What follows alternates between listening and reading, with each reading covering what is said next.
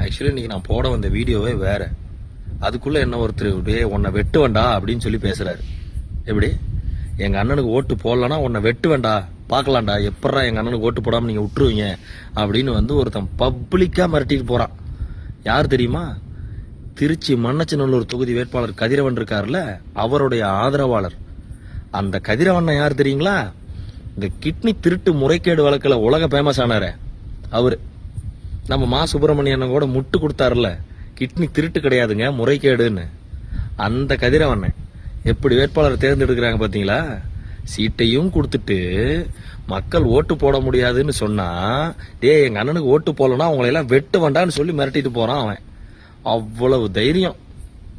இதுதான் மன்னராட்சின்னு நான் சொல்றேன், புரியுதுங்களா? இவங்கெல்லாம் குறுநில மன்னர்கள். மேல வந்து உட்காந்துருக்கிற ஒரு மன்னர்னா இவங்கெல்லாம் குறுநில மன்னர்கள். பார்த்து தமிழ்நாடு பத்திரமா இருக்கணும்.